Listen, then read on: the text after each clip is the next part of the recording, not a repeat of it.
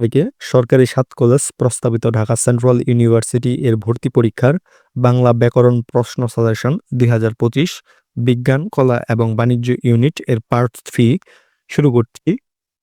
কোনটি সার্থক বাক্যের বৈশিষ্ট্য? উত্তরটি হবে যোগ্যতা। একটি সার্থক বাক্যের ৩টি প্রধান বৈশিষ্ট্য হল: ১. আকাঙ্ক্ষা, বাক্যের অর্থ পুরোপুরি বোঝার জন্য। একটি পদের পর অন্য পদ শোনার যে ইচ্ছা তাই আকাঙ্ক্ষা। ২. আসক্তি বা নিকটতা, বাক্যের পদগুলোর মধ্যে অন্তর্গত এবং ভাবগত নৈকট্য বা সংলগ্নতা বজায় থাকা, অর্থাৎ পদগুলো এমনভাবে সাজাতে হবে যাতে বক্তার বক্তব্য স্পষ্ট হয়। এবং ৩. যোগ্যতা, বাক্যের পদগুলোর মধ্যে অন্তর্গত এবং ভাবগত মিল বা সঙ্গতি থাকা। ঐতিহ্য শব্দের প্রমিত উচ্চারণ কোনটি? উত্তরটি হবে ঐতিহ্য। বাংলা একাডেমি প্রমিত বাংলা উচ্চারণ অভিধান অনুযায়ী ঐতিহ্য শব্দের সঠিক উচ্চারণ হলো ঐতিহ্য। এখানে ওই এর উচ্চারণ ও ই এর মতো হয় এবং যুক্তাক্ষর হজ্জ এর উচ্চারণ জ ঝ এর মতো হয়।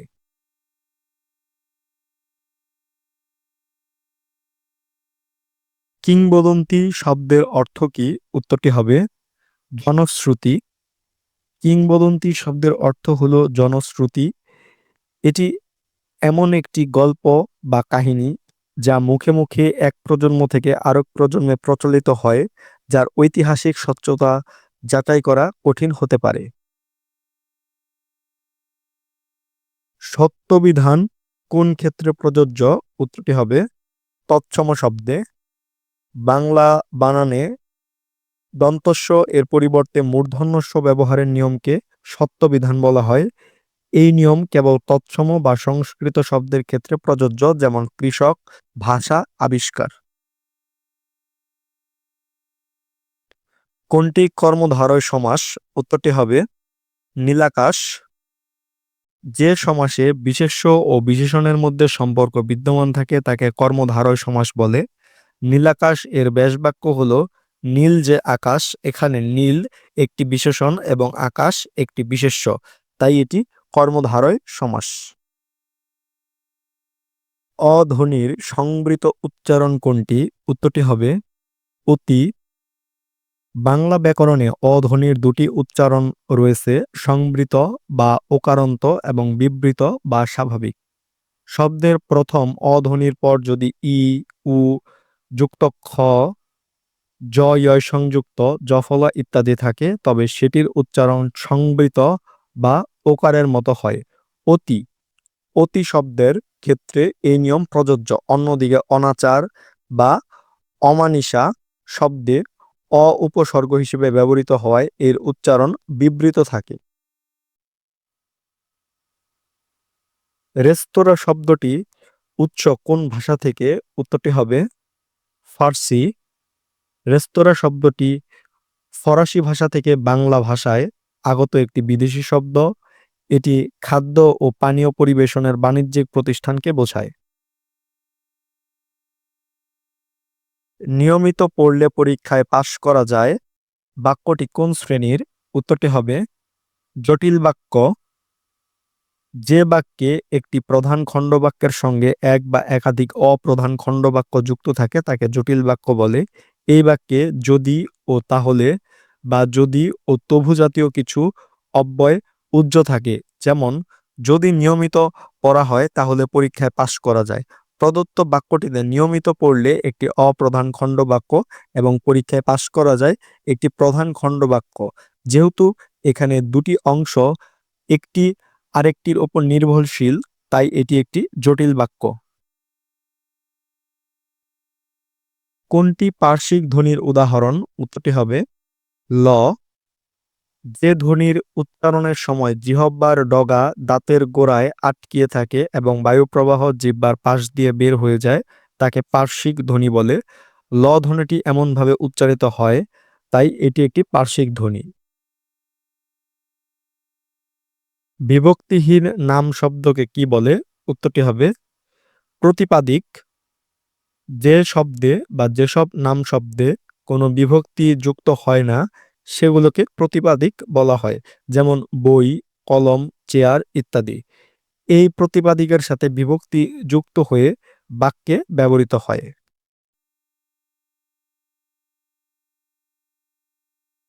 আমি চাঁদ দেখেছি বাক্যটিতে কোন ক্রিয়াপদ ব্যবহৃত হয়েছে?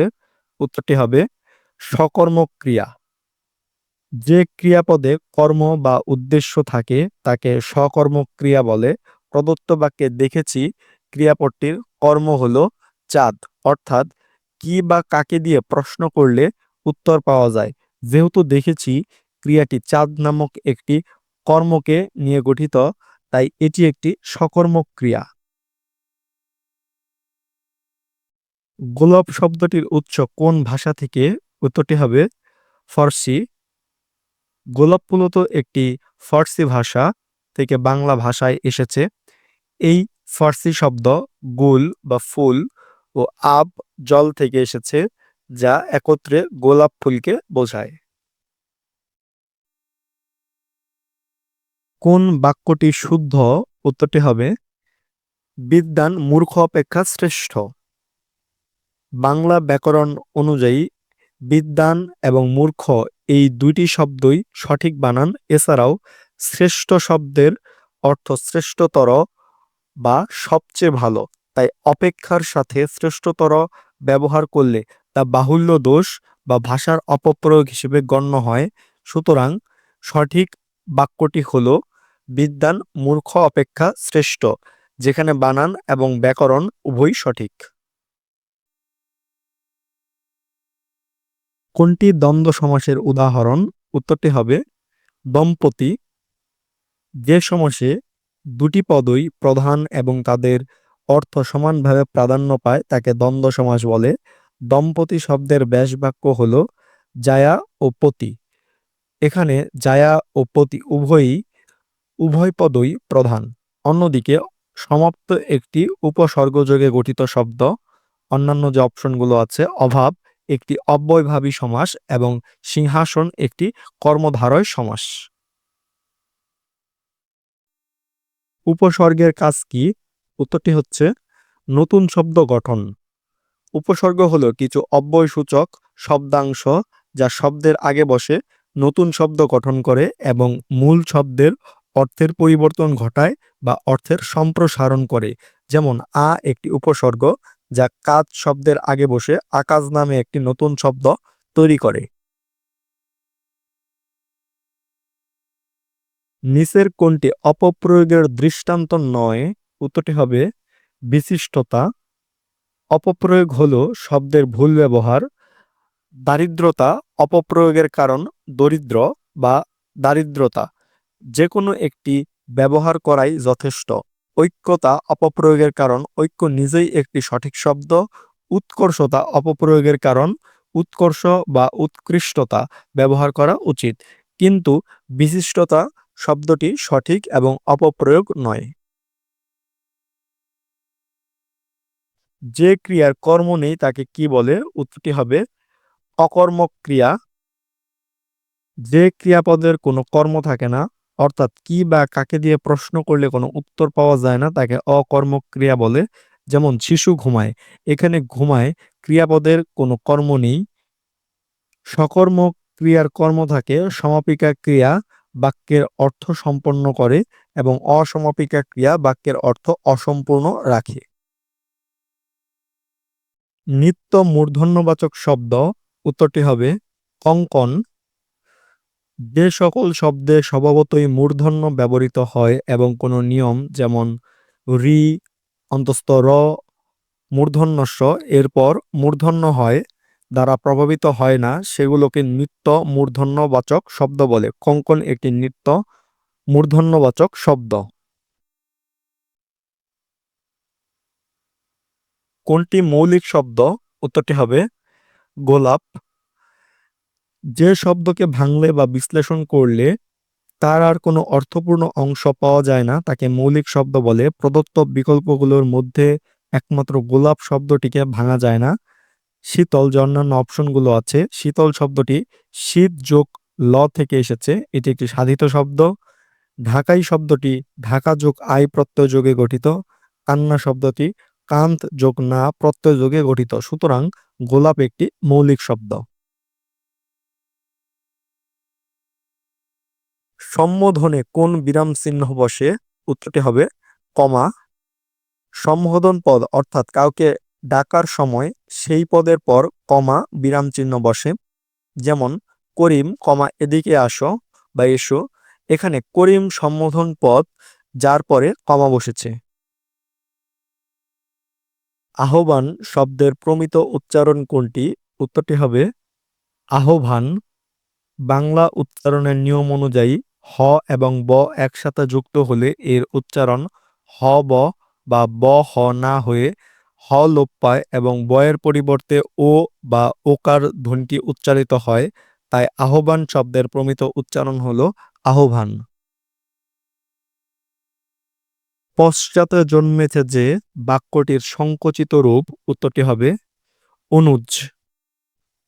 এখানে অনু শব্দের অর্থ পরে এবং জ শব্দের অর্থ জন্মেছে। সুতরাং অনুজ শব্দের অর্থ হলো যে পরে জন্মগ্রহণ করেছে বা ছোট ভাই। এই প্রদত্ত বাক্যটি সঠিক সংক্ষিপ্ত রূপ। নত্যবিধান কোন শব্দের জন্য প্রযোজ্য? উত্তরটি হবে তৎসম। নত্যবিধান হলো বাংলা বানানে নয়ের পরিবর্তে মূর্ধন্য এর ব্যবহারের একটি নিয়ম। এই নিয়মটি কেবল তৎসম বা সংস্কৃত শব্দের ক্ষেত্রে প্রযোজ্য। অন্য ধরনের শব্দ যেমন দেশি বিদেশি বা তদ্ভব শব্দে এই নিয়ম প্রযোজ্য নয়। সকল ছাত্ররাই যথাসময়ে উপস্থিত হয়েছে বাক্যটিতে কি ধরনের ভুল আছে? উত্তরটি হবে বচন। বাক্যটিতে বচনের ভুল রয়েছে। সকল এবং সব শব্দগুলো নিজেই বহুবচন প্রকাশ করে, তাই এর সাথে ছাত্র শব্দের বহুবচন রূপ ছাত্ররা বা ছাত্রগণ ব্যবহার করলে তা বাহুল্য দোষ হয়। সঠিক বাক্যটি হবে সকল ছাত্র যথাসময়ে উপস্থিত হয়েছে বা ছাত্ররা যথাসময়ে উপস্থিত হয়েছে। বালতি কোন ভাষার শব্দ? উত্তরটি হবে পর্তুগিজ। বালতি শব্দটি পর্তুগিজ ভাষা থেকে বাংলা ভাষায় এসেছে।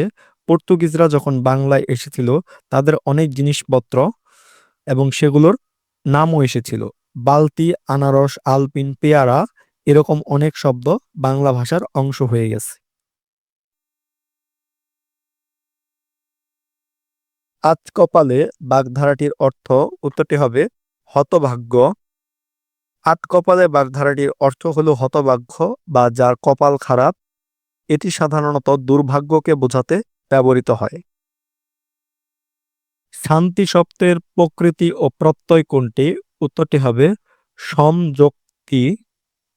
শান্তি শব্দের প্রকৃতি ও প্রত্যয় হলো সমযোক্তি।